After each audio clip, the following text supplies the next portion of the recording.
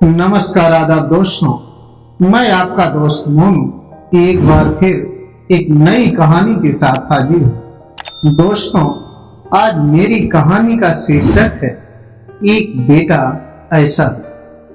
माँ, मुझे कुछ महीने के लिए विदेश जाना पड़ रहा है। तेरे रहने का इंतजाम मैंने कर दिया है। तकरीबन 32 साल के अविवाहित डॉक्टर सुदीप ने देर रात घर में घुसते ही कहा, बेटा, तेरा विदेश जाना जरूरी है क्या? माँ की आवाज में चिंता और घबराहट झलक रही थी। माँ, मुझे इंग्लैंड जाकर कुछ रिसर्च करनी है। वैसे भी कुछ ही महीनों की तो बात है, सुदीप ने कहा।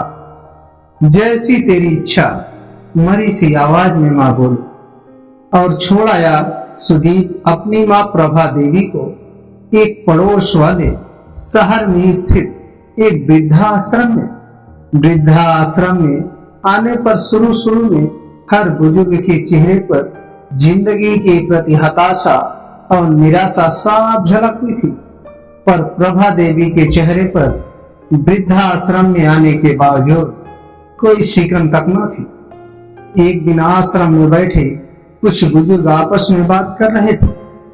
उनमें 2-3 महिलाएं भी थी।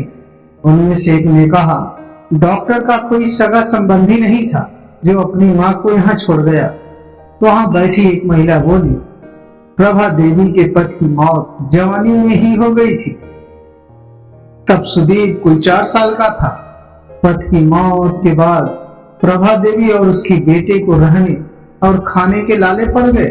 तब किसी भी रिश्तेदार ने उनकी मदद नहीं की। प्रभा देवी ने लोगों के कपड़े सिल कर अपने बेटे को पढ़ाया।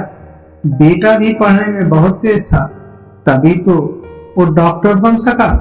वृद्धाश्रम में करीब 6 महीने गुजर जाने के बाद एक दिन प्रभा देवी ने आश्रम के संचालक राम किशन शर्मा जी के ऑफिस के फोन से अपने बेटे के मोबाइल नंबर पर फोन किया और कहा, सुदीप, तुम हिंदुस्तान आ गए हो या अभी इंग्लैंड में ही हो? माँ, अभी तो मैं इंग्लैंड में ही हूँ। सुदीप का जवाब था। 3-3, 4-4 महीने के अंतराल पर प्रभा देवी सुदीप को फोन करती। उसका एक ही जवाब होता, मैं अभी वहीं हूँ। जैसे ही अपने देश आऊंगा तुझे बता दूंगा। इस तरह तकरीबन 2 साल गुजर गए। अब तो वृद्धाश्रम के लोग भी कहने लगे कि देखो कैसा चालाक बेटा निकला, कितने धोखे से अपनी माँ को यहाँ छोड़ गया। आश्रम के ही किसी बुजुर्ग ने कहा, मुझे तो लगता नहीं कि डॉक्टर विदेश गया होगा। वो तो बुढ़िया से छुटकारा पाना चाह रहा था। तभी किसी और बुजुर्ग ने कहा, मगर वो तो शादीशुदा भी नहीं था। अरे होगी कोई उसकी गर्लफ्रेंड, जिसने कहा होगा पहले माँ के रहने का अलग इंतजाम करो, तभी मैं तुमसे शादी करूंगी। 2 साल आश्रम में रहने के बाद प्रभा देवी को भी अपनी नीयत क्या पता चल गया। बेटे का गम उसे अंदर ही अंदर खाने लगा। वो बुरी तरह टूट गई। 2 साल आश्रम में और रहने के बाद एक दिन प्रभा देवी की मौत हो गई। उसकी मौत पर आश्रम के लोगों ने आश्रम के संचालक शर्मा जी से कहा, इसकी मौत की खबर इसके बेटे को तो दे दो। हमें तो लगता नहीं कि वो विदेश में होगा, वो होगा यहीं कहीं अपने देश में। इसके बेटे को मैं कैसे खबर करूं? उसे मरे 3 साल हो गए।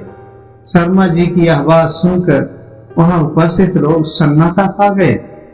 उनमें से एक बोला, अगर उसे मरे 3 साल हो गए तो प्रभा देवी से मोबाइल पर कौन बात करता था? वो मोबाइल तो मेरे पास है जिसमें उसके बेटे की रिकॉर्डेड आवाज है। शर्मा जी बोले, पर ऐसा क्यों? किसी ने पूछा। तब शर्मा जी बोले कि करीब 4 साल पहले जब सुदीप अपनी माँ को यहाँ छोड़ने आया तो उसने मुझसे कहा, शर्मा जी, मुझे ब्लड कैंसर हो गया है और डॉक्टर होने के नाते मैं अच्छी तरह जानता हूँ कि आखिरी स्टेज में मुझे बहुत तकलीफ होगी। मेरे मुंह से और मसूड़ों आदि से खून भी आएगा। मेरी यह तकलीफ माँ से देखी न जा सकेगी। वो तो जीते जी मर जाएगी। मुझे तो मरना ही है, पर मैं नहीं चाहता कि मेरे कारण मेरे से पहले मेरी माँ मरे, मेरे मरने के बाद 2 कमरे का हमारा छोटा सा फ्लैट और जो भी घर का सामान आदि है वो मैं आश्रम को दान कर दूंगा। यह दास्तान सुनकर वहां पर उपस्थित लोगों की आंखें झलझला आई। प्रभा देवी का अंतिम संस्कार आश्रम के ही एक हिस्से में कर दिया गया। उसके अंतिम संस्कार में शर्मा जी ने आश्रम में रहने वाले बुजुर्गों के परिवार वालों को भी बुलाया। माँ बेटे की अनमोल और अटूट प्यार की दास्तां का ही असर था कि कुछ बेटे अपने बूढ़े माँ बाप को वापस अपने घर ले गए। राधे राधे दोस्तों, हमारी कहानी आपको कैसी लगी हमारे चैनल स्टोरी टेल में अवश्य बताएं और हमारे चैनल को अधिक से लाइक और शेयर करें।